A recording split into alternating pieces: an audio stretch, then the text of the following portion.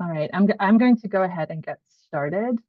Hello, everyone. Welcome to the second Arches Modeling User Group meeting. My name is Annabelle Lee Enriquez, and I think I know most of you here. And today's meeting is going to be focusing on the FAIR data principles. And but also too, so since this is our second meeting, I am looking to get some feedback from you all from what you might want from a user group meeting that focuses on modeling and what would best serve your needs, because really this meeting would be for you, not for me. This meeting really is for you to help. It's really to help the members of the Arches community to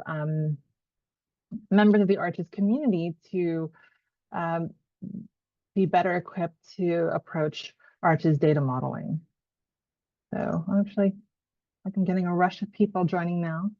So I'll just let everyone in. So welcome to the second meeting of the Arches Modeling User Group. And I'm going to go ahead and let's go through the agenda for today. First of all, we'll do introductions as we usually do. And then there'll be, I'll give a very short, well, I think it's going to be short, but maybe it might grow. A short presentation on the FAIR data principles and the relationship to Arches resource modeling. And then we can have a discussion on the FAIR principles after that. And then if there are any questions about just general modeling, if there are any general modeling questions, I would definitely ask that you can ask them then. I think in the forum, in the Arches community forum, I posted that you could ask your questions in advance so that I and others might be better prepared to answer them. So I will do my best to answer whatever questions you might have regarding general modeling. But again, as I said at the top of the meeting, this meeting really is for Arches community members. And so if there is anything that you would like from these meetings moving forward, please do let us know, including during that open modeling discussion. And I'm going to stop sharing my screen. And I'd say before we go into introductions, I'm going to launch a poll here because I'm very interested to know what everyone's modeling experience is. So whether you're at the beginning, whether you've already created models, whether you're in the midst of it. I'd just be interested to know at what point in the modeling process you all are in. So I'll give it, I'll wait until I get a good percentage of participation. Okay, looks like this is a good spread of people in regards to where you are all at in the modeling experience. So, and thank you for all being here. So one of the things, so it looks like, well, some of you are in 23% are in the middle of it. 38 haven't started or just beginning, and 38 have already created Arches resource models. And that's actually a great spread because as I said before, this modeling user group is really for you, and it's not just a top-down situation where I'm going to be telling you or giving you information. I really hope that we can all learn from each other. And if it seems like there's an equal number of those who are just starting and those who have already created resource models. So we all can participate in the discussion. And please do, if you have experience and want to share that, that's exactly what this group is for. All right, great. And poll on that. Okay. All right, so, and shared those and stop sharing that. Okay, great. So let's go into introductions, and I'll introduce myself if you don't know me. My name is Annabelle Lee Enriquez, and I am part of the Arches team at the Getty Conservation Institute. And As you may have gathered, one of the things that I focus on the team is ARCHES data modeling and trying to help the community with their ARCHES data modeling process. Let's see, I'm going to pick on somebody. David, could you introduce yourself? David Myers. Or not. Let's see. Eric. Hi, everybody. My name is Eric Hand. I'm an archaeologist by training, but I've worked in research data management for about 20 years now.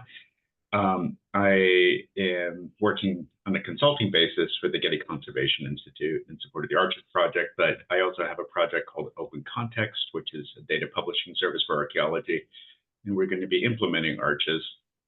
And so I'm really interested also in these questions of data modeling with ARCHES. So I'm going to pass it. Do you want me to pick on somebody, Annabelle? Okay. Yeah, yes. Why don't you pass it and we'll see. Okay. Okay, so how about Maggie? Hi, I'm Maggie Smith. I work for the City and County of San Francisco as a preservation planner, developing our citywide historic resources survey, and worked on very closely with Annabelle on our ARCHES instance and our many data models. Of course, we want to keep building on them and adding more and new things. So I'm very excited to be here and to learn from everyone. Yeah, thanks. And see, I'm going to pick on somebody. Popcorn. Oh, sorry. Okay. Sorry, Popcorn. Bruno.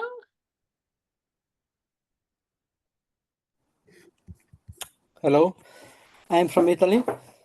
I collaborate with the New York University Archaeological Excavation in Dakhla, in Egypt. So we are trying to model an ARCHES database to move our legacy database to a new infrastructure. So just started to think about modeling our resources and so on. Bruno, can you pick someone else to introduce themselves? And also, you don't have to turn on your camera if you don't want to. So that's, I'll just say that. For some people, it's very early in the morning. So Thomas? No? Yes, you can. This is me, Thomas. Can you hear me? Yes. Yeah. Yeah. All right. I'm Thomas Huet, based in the University of Oxford, working for the EMINA project.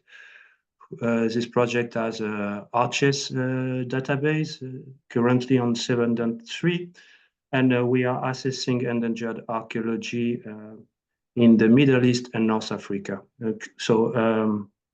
Inamovable cultural heritage across, from Mauritania to Afghanistan.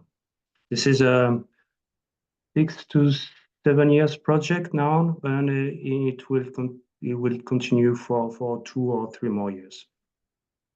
Thanks. Thank you, Thomas. Is there someone if you could pass it on to someone else? All right. Jana, maybe? Yeah, Jana, I believe. Jana, sorry. No, it's okay. It's okay. So yeah, hi everybody. I'm Jana. I am based in Northern Ireland.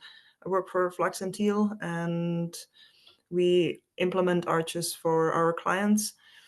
Along with the biggest project I'm working on just now is for Northern Ireland government. And regarding the modeling, we create workflows for them at the moment in this phase of the project. So it's a lot of custom logic, a lot of implementation of their own terminology, what they need ARCHES to do specifically for them. So that kind of jazz. Next one, Pat. Hi everybody. I'm a lecturer in computer science at the Southeast Technological University in Waterford in Ireland. And I'm the project lead of the Memento Artem Digital Street Art Archive. And I've been having discussions with Annabelle and David on this too. We're getting to a production stage, but I think there's a lot of work to be done. So I'm very excited to hear people's ideas. Thank you. Let's see. Mike?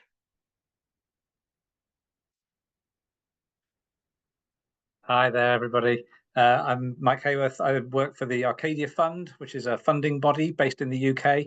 And we fund a number of projects working around the world, documenting endangered archaeology, like Thomas's project. And all of our projects use the Arches database, and we strongly require them to follow FAIR principles. And so I'm just really interested to hear more about what people are doing, and thinking a little bit about where we go next, with possibility of extending some of our databases and bringing them together into the future. Thanks.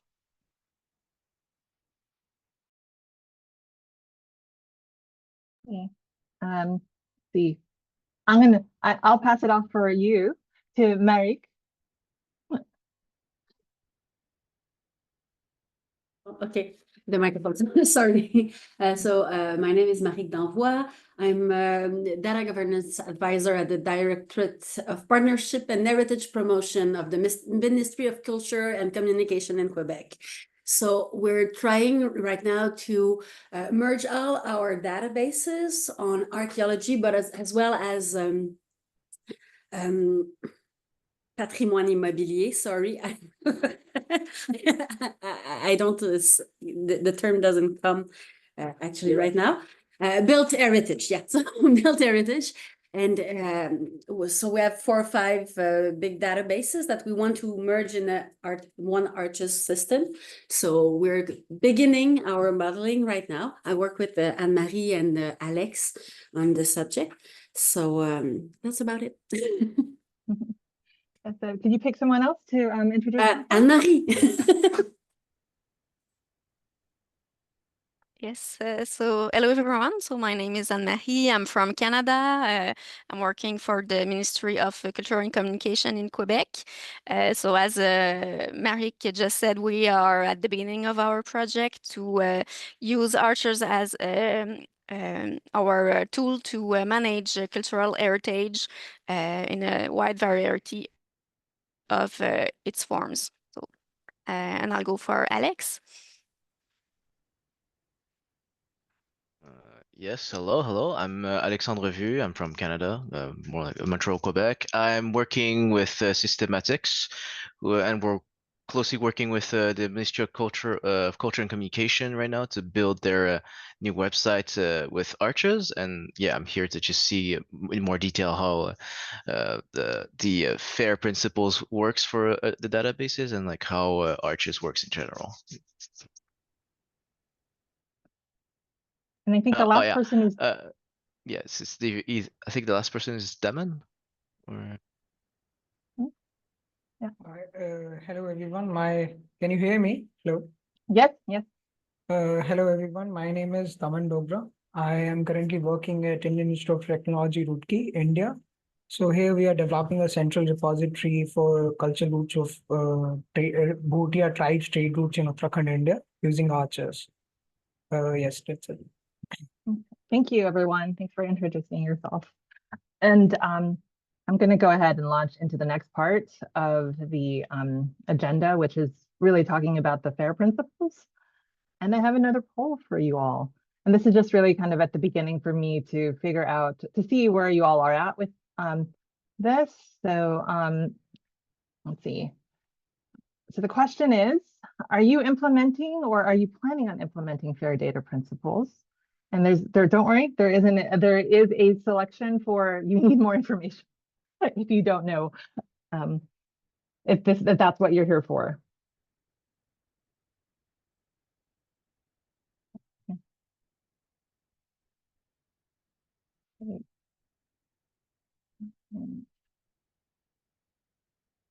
So far, I'm very happy that no one has said no. Excuse me, I'm getting over something. And I will end the poll now. I think we've got most of the people, and I'll share the results. So you can see there that most people are implementing to a certain point, at least, and then the rest of everyone here needs more information.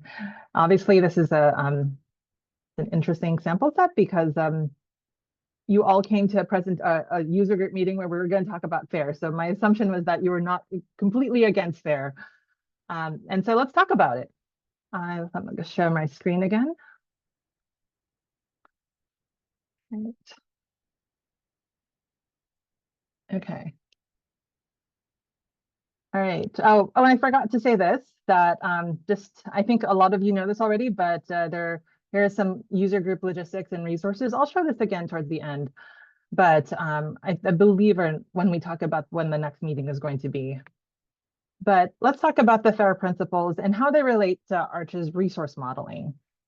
So what are the FAIR principles?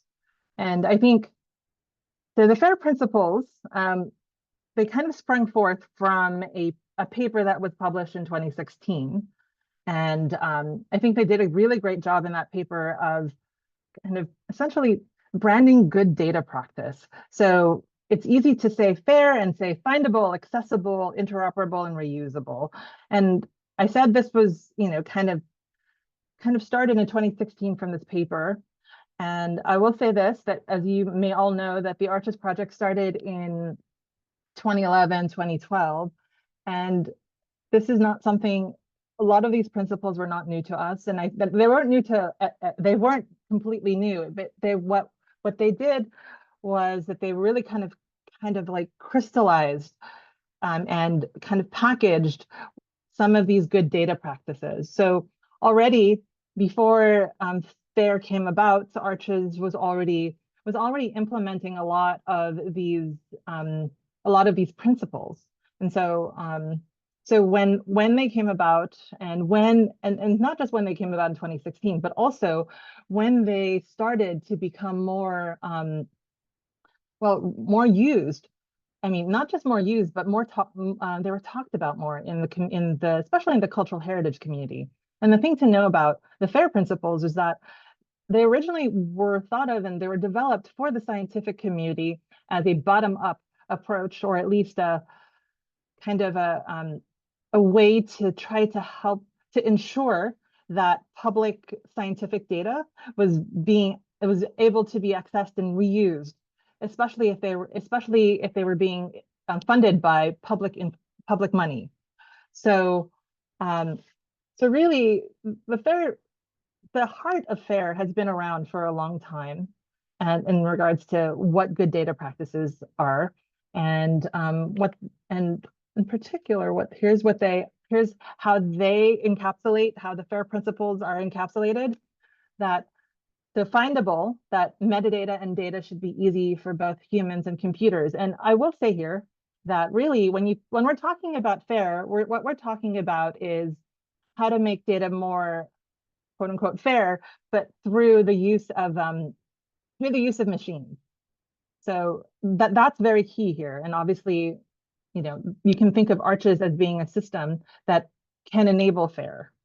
So findable, that metadata and data should be easy to find for both humans and computers. The data is accessible so that once the user finds the required data, they know how the data can be accessed, and possibly including, this also includes authentication and authorization.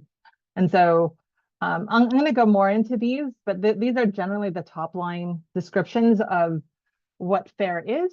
Also, FAIR, the I is interoperable, that the data need to be integrated with other data.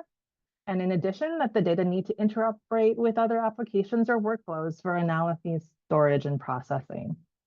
And the last one is reusable. And this makes sense given the scientific origin of the FAIR principles, that you want to be able to reuse data especially when if you have scientific data. But this is also applicable for other uses. But essentially what this is that your metadata, data, and your data, and the line between metadata and data to me is kind of thin, especially in cultural heritage, should be well described so that they can be replicated and or combined in different settings.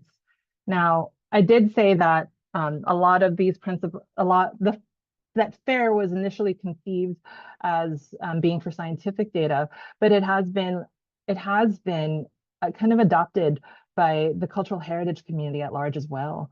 Because, like I said before, these principles have existed for a long time, but really the FAIR principles have really kind of, yeah, like I said before, crystallized them in a way that makes them easy to understand and disseminate.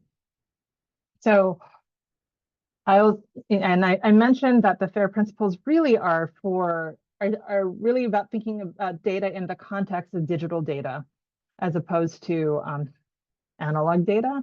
But I think that, yeah, so, but in cultural heritage, we're not just thinking about data in a, as in regards to how you can find, access, and reuse and use the data interoperably in a machine setting. When we're thinking about data and cultural heritage, we're thinking there's a lot of other aspects to it. And one of the things that in cultural heritage is important is our values, the values in cultural heritage. And it's not just how the data is disseminated, it's also why and to whom and to where, and all of these. There's a lot more information, a lot more variables when you're talking about that. And so I also, at this point, I'll invite you to think about looking at the FAIR principles, but also not thinking about them as a universal. So, for example, when we're talking about the FAIR principles and we're talking about accessibility, you can think about accessibility not necessarily as broadly accessible to everyone, but accessible in regards to your universe, to your use case.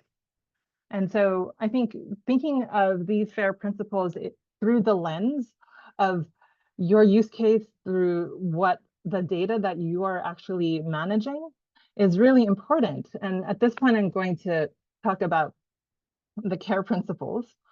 And this is the CARE principles, if you're not aware, are it's kind of a complement to FAIR, but it's more talking about the human element.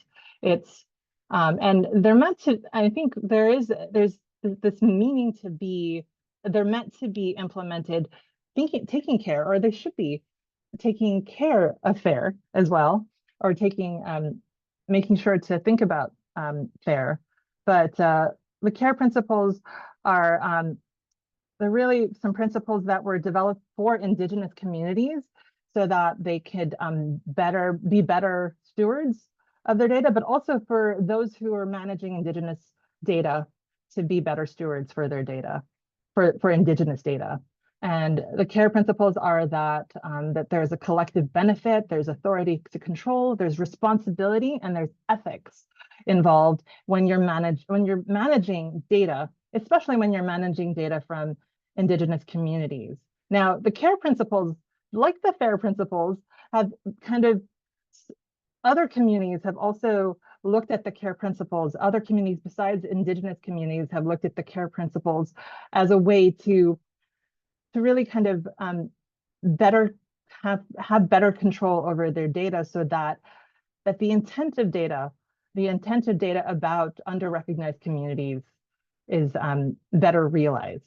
So that's just something to consider, that you can be fair, but you can also have an additional layer on top of your FAIR data practices that really considers community and human values.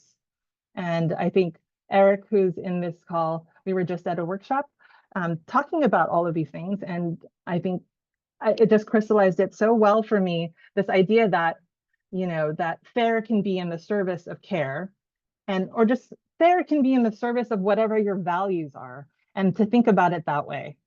So and sometimes that can be lost when you think about the great branding of findable, accessible, interoperable, and reusable, and thinking that means that findable to everyone, accessible to everyone. And you really have to look at FAIR through the context of your own values, and especially when you're dealing with cultural heritage. So that's a general overview of FAIR, but let's dig into this. Now, we're going to go into some of the principles as they're stated by the Go Fair initiative, which basically is which is, I'll just take a look at that. It's the Go Fair website. If you go to, you see that the source, gofair.org. They're an organization that has taken the FAIR principles and they've essentially run with them and have kind of gone and are disseminating the FAIR principles. And here under the findable, the F, here are all of the principles under the findable. And I'm not going to read them all because you can go to the website and find out what those are. But what I will do is I will go through what I think the takeaways are in the context of Arch's data modeling. So,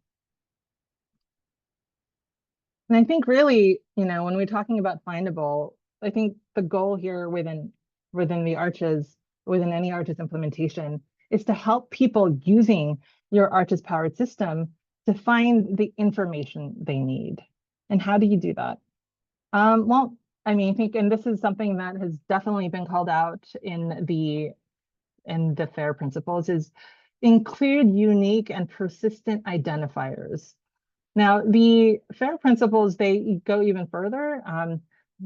They say globally unique and, globally unique and persistent identifiers, but that might not be appropriate for your use case.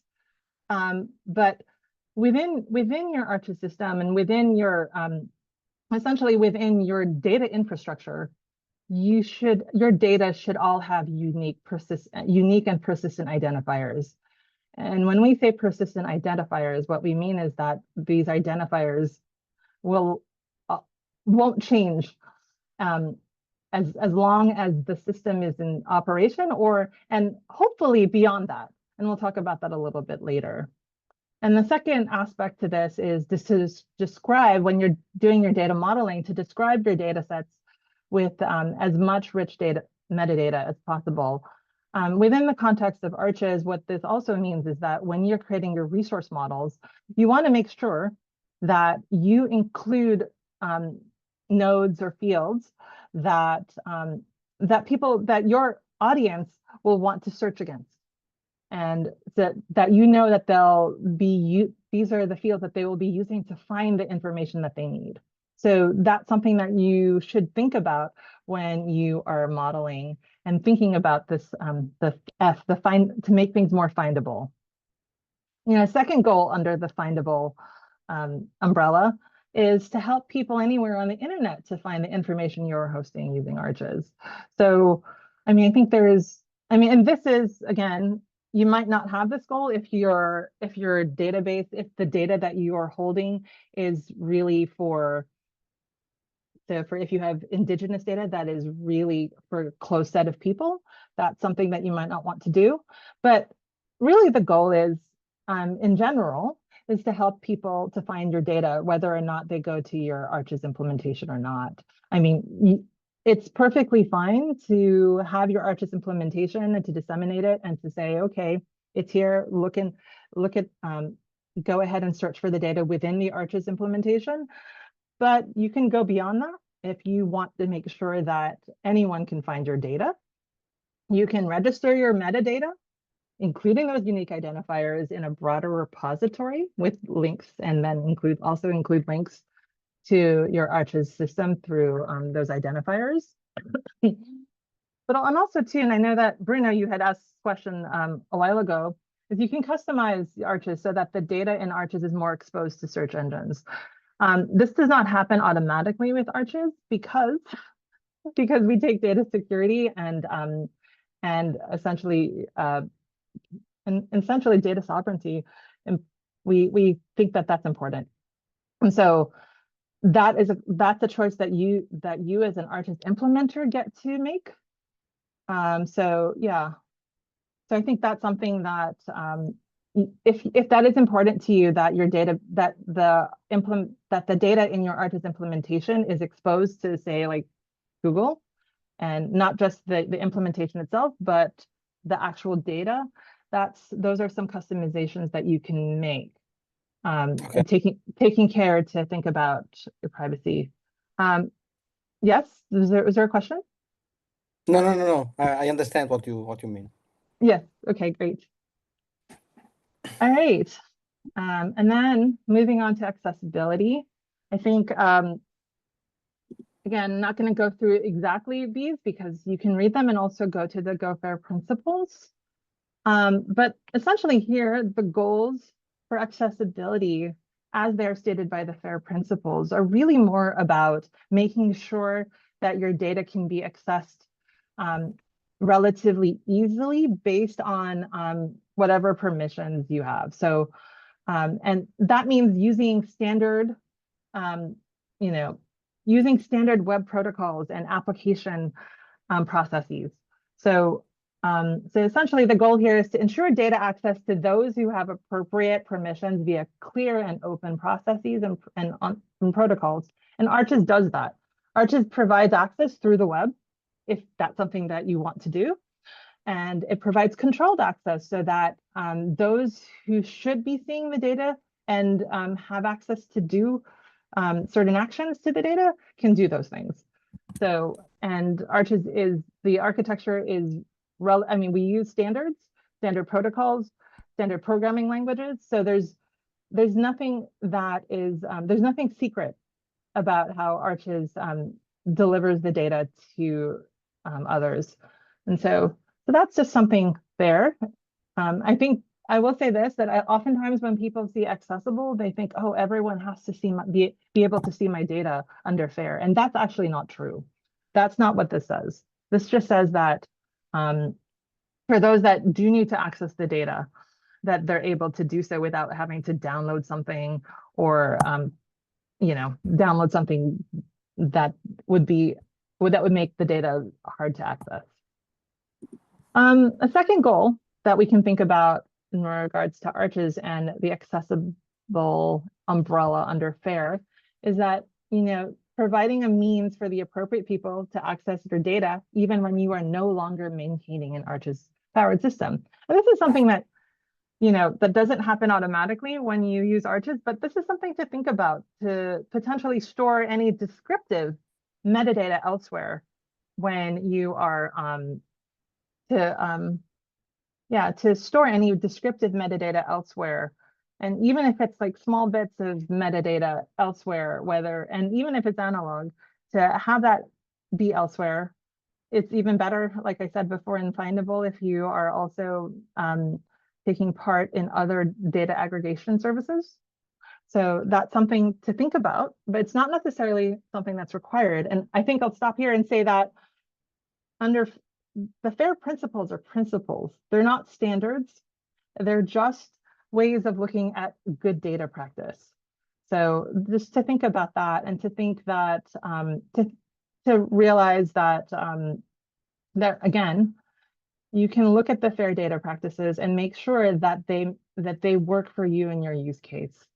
But I think ultimately the thing about FAIR is that you want to make sure that you are, that I'm not going to use the word complying, but that you are, if you want to be fair, making sure that you are kind of adhering to the spirit of what the FAIR principles say, and also the end results of that, which is basically making sure that your data can be accessed by who you want it to be accessed by over the long term. So just thinking about it in that way. All right. And then under I, interoperable, that umbrella, here are those principles. And really, I think under interoperable, and we've talked about this with Arches for, basically this has been one of our #1 concerns from the very beginning, is to implement standards whenever possible.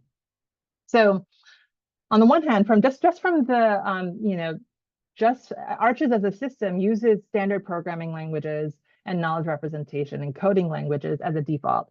We're open source. Actually, this is the first time I've said that and I can't believe it, but Arches is open source. And I'm assuming you all know that. And for that very reason, we use standards, we use things, we use languages and encoding languages and protocols that are meant to be reused, that are standards. So I'll just say that right off the bat. And then also too, Arch's implementers can use whatever standards in regards to ontologies that are appropriate for their use case. And within cultural heritage, our recommendation has always been to use the CDOC CRM or some version of the CDOC CRM. And we still stand by that. But if that's not appropriate to your use case, or if you need to augment that with additional ontologies that might be better suited to your use case, you should do that. But I think the most important thing is that whatever standards and ontologies that you use, that these are well documented and that they're maintained, and well documented, maintained, and supported, and used by a broad segment of your community. The other aspect of this is to use vocabularies that also adhere to the FAIR principles, and including reusing existing vocabularies. So again, just like with standards, using vocabularies that are already widely in use by others in your domain and are supported and maintained. So an example of this are the fish vocabulary in the UK, or the Getty Art and Architecture thesaurus. All right, another goal under this would be to make sure that the data references or relationships are well described. So this one pertains here. This is actually a direct suggestion to Arch's modeling. When using the Arch's resource instance list data type, be sure to be as descriptive as possible in your relationship label.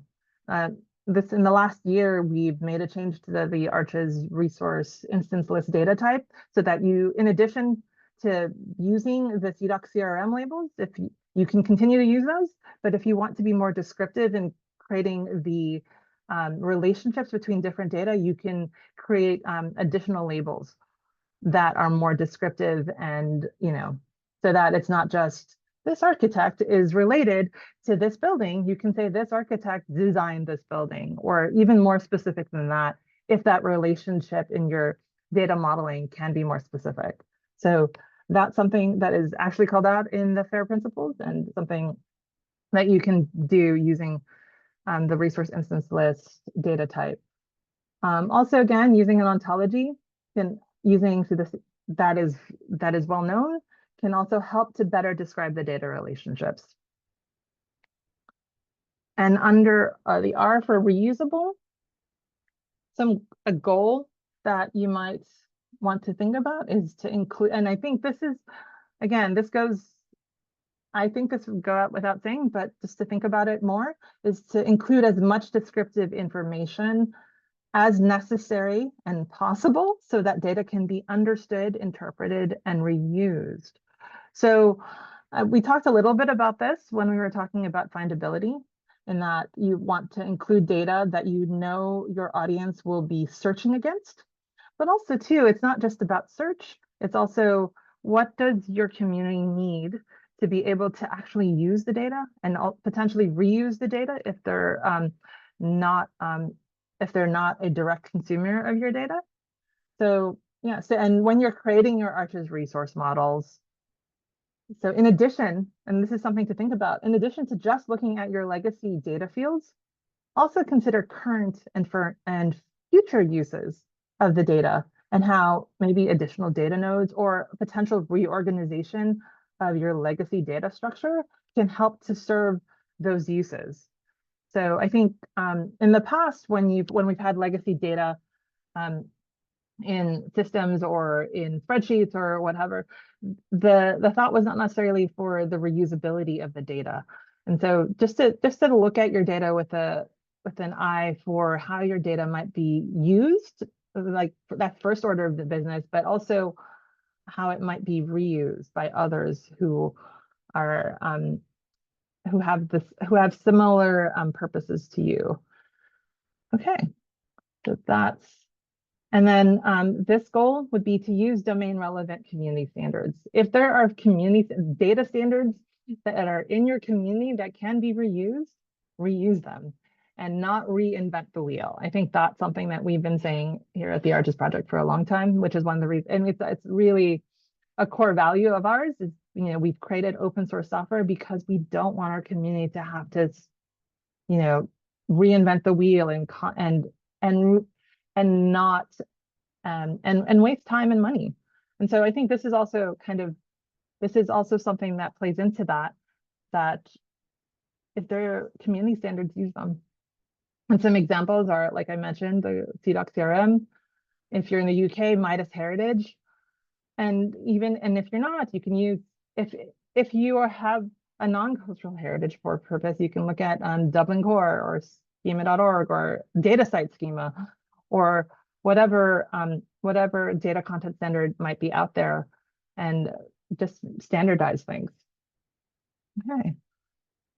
All right, and I will say this, that when we're talking about all of this, we do have a revised page on the archesproject.org site for our standards and interoperability. And in that page, we go over what Arches can do, what Arches does in regards to standards and interoperability, just both from a general and from a general interoperability standpoint and a specific interoperability standpoint. And you can see here that Arches does things automatically, but then there are certain things that you need to do to think about, particularly when you're modeling your data, that helps to increase the interoperability of your data. And a lot of that has to do with, and I think this is really, and this kind of is what I've been saying regarding the FAIR principles.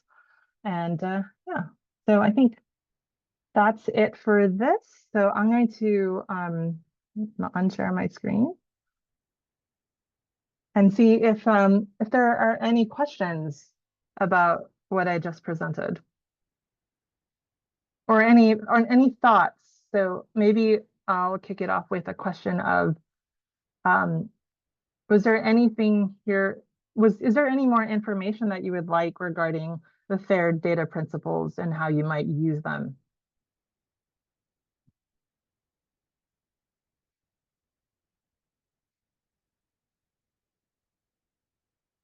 I will say that I wish I could give more specific information, but obviously, as we saw in the introductions, everyone has slightly, if not very different use cases, but slightly different use cases.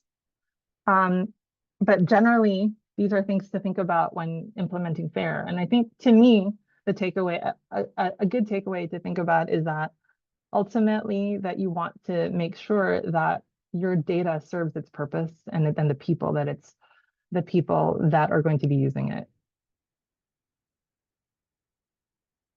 Are there any questions?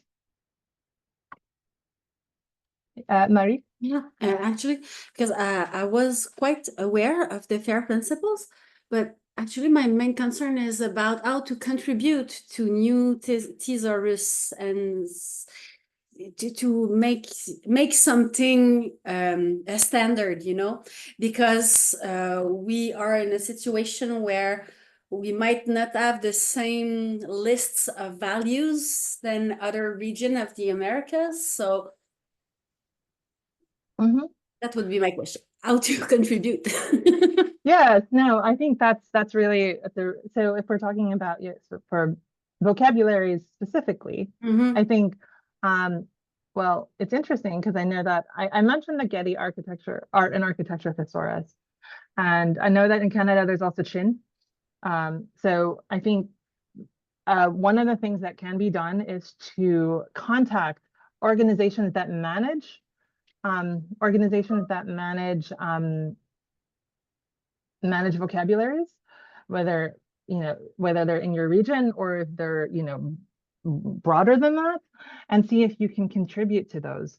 I know that the Getty Art and Architecture Thesaurus does actively court submissions to add to their vocabularies in multiple languages, so to broaden the scope.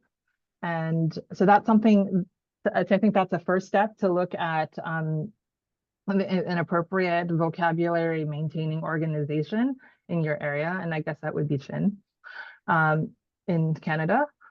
But also too, I think the other thing is on the horizon, we have, and we'll have more information about this moving forward, but Arches Lingo, which is basically a new application that will be launching next year to manage vocabularies, but not just to manage vocabularies in the way that the reference data manager manages vocabularies, but also as a purpose that will serve will be to disseminate vocabularies. So if your organization wants to be an organization that hosts and disseminates a vocabulary, you'll be able to do that using Arches Lingo. Okay, thank you. Are there any other questions about FAIR? Mike Hayworth has a question in the chat. Oh, okay. Thank you, Eric. It would be interesting to hear from anyone who had struggled to implement FAIR principles using Arches, or is it very straightforward because of the way that the software has been developed? I would absolutely love to know this as well. So the question is, knowing what the FAIR principles are, and it's this, I think this is a question for those who, that 38% who have already done their research, created their resource models. Have you found it difficult to implement the FAIR principles? Or has it been very straightforward for you? The question.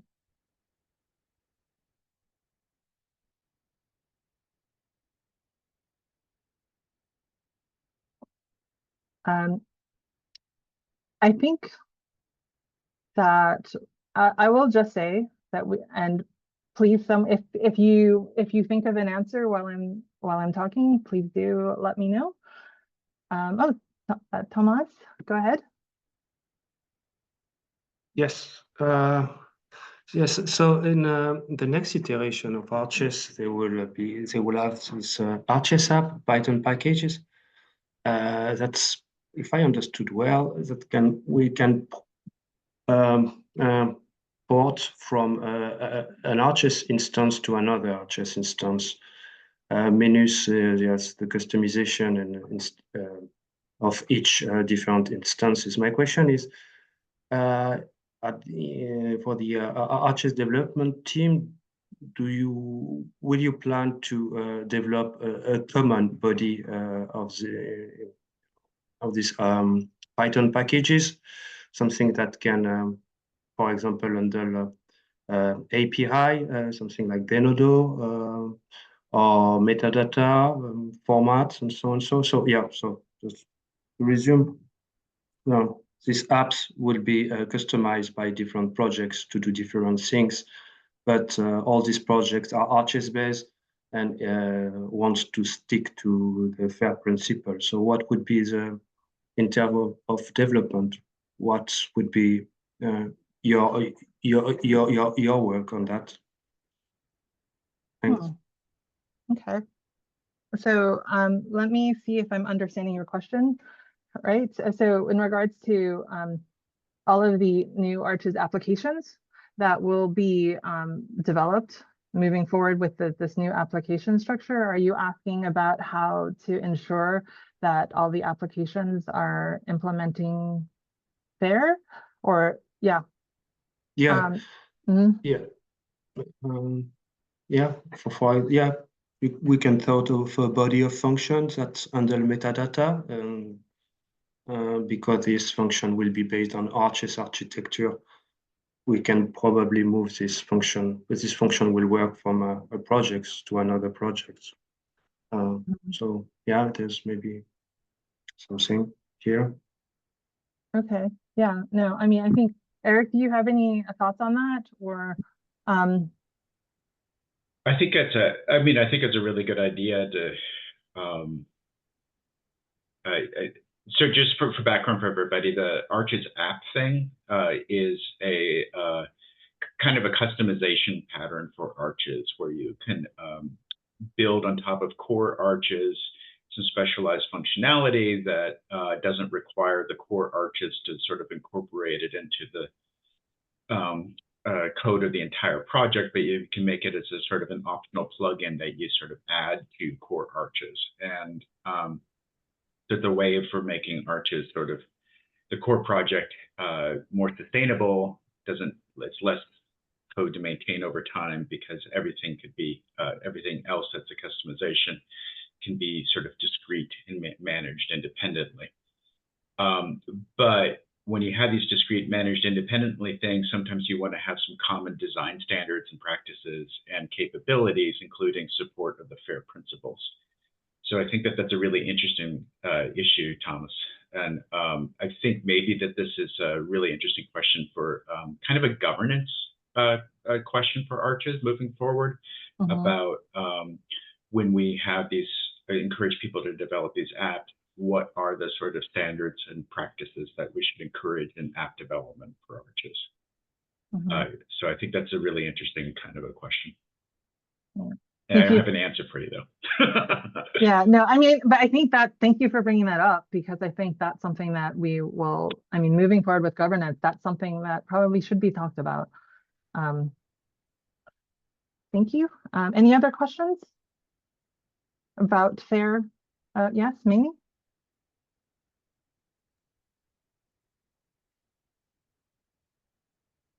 If you're speaking, I can't hear you.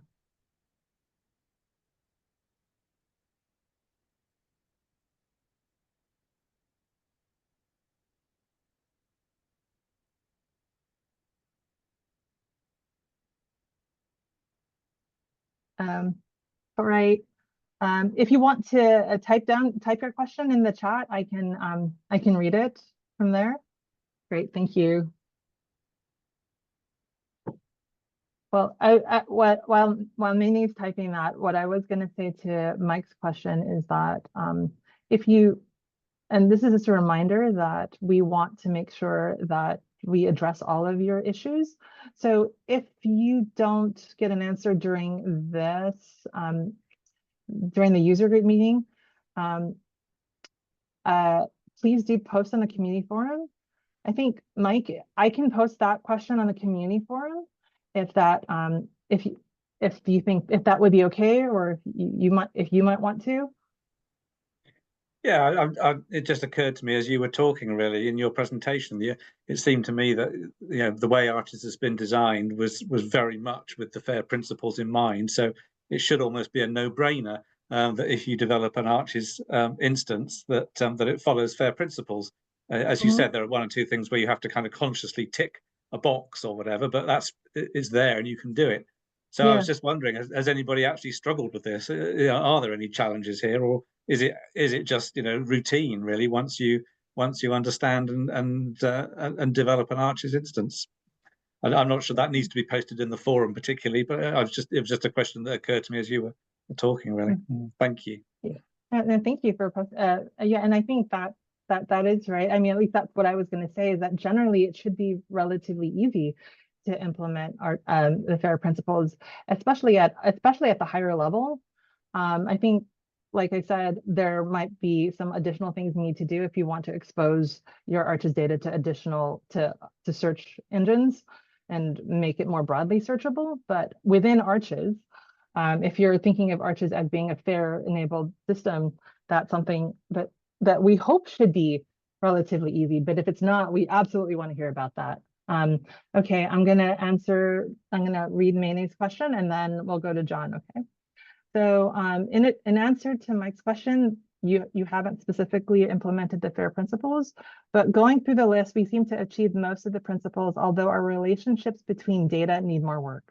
Yeah, okay, that's great. And I'd say that, I think, here's the thing, it's not, it's great if you're able to do it straight off the bat, but I think also too, remembering that a lot of Arches implementations are improving as they go, and some things have to do with modeling. And yeah, that's actually a very good point, Minnie, that it's because of how Arches modeling and Arches designer works.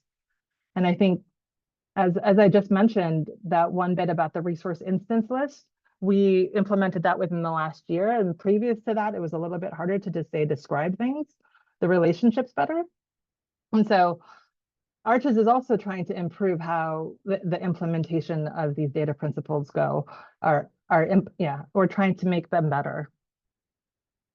John? Did you have a question? Yep. Yeah, well, not much of a question. It's just, I suppose, my comment was going to be very much what May was going to say there, that we've not explicitly made it our aim as part of our implementation to adhere to FAIR principles, but we seem to have inadvertently got there, largely. Yeah. But I mean, ultimately, I think one of the good things, again, going back to the previous point, is that the idea of how Arches is governed is, as far as I can see, a really positive way of dealing with these kind of issues, because essentially, like, this group that we're talking about now, if there are issues that would hamper us from being able to be FAIR compliant in any of our implementations, then, well, raising it through this group and onwards, and funding, it is an open source project after all, so finding sources of funding to resolve any of those issues would be beneficial to the entire community. Mhm. Thank you. Yeah, I mean, I think that's where, you know, we're constantly trying to improve, and hearing from you all and having groups like this that talk about these issues is really important. And I'm just going to answer, so Bruno, yeah, so that, am I correct in saying that Arches provides basic building blocks to implement FAIR approach, but does not provide any specific tools out of the box? So that I will say that, yeah, I mean, thank you, Eric, for answering that, but I'll add to Eric's answer, which is, so Eric's answer was FAIR isn't all or nothing. Arches out of the box gives you a level of FAIR, but the specifics of your implementation matter for being more FAIR. And I agree with that, that our goal has been to make Arches more FAIR, and or at least that abides by the principles, because we've been doing that since 2012. But I mean, there's some aspects of FAIR that are up to the user, especially when it comes to your data modeling, to implement. So in regards to data modeling, you're just having these things in mind, while having these the principles in mind while you're creating your data models, make a really kind of the step that you as an implementer need to take and to think about them. So yeah, and I will say that, and I think Bruno, I had promised you via the forum that more information about FAIR will come. And essentially my presentation will be also a web page on the archesproject.org site. So all of the information I gave during the, and potentially more information will also be on the Arches webpage very shortly. All right. Okay. So I think we're coming to the end of the meeting. And we didn't get to go to general modeling questions. Apologies. I will send out a poll about this meeting and any suggestions you might have for making this meeting more to serve the needs of you all better. So I'll be sending that out and to see how the next meeting could be better improved. But I think that meeting will probably be in February, the next quarter, February 11th. But again, like I said, I will send out a meeting request for that, but I'll also send out before I do that, I'll send out a poll to see if that date works, but also that if there's any suggestions you have for the next meeting. Thank you, everyone.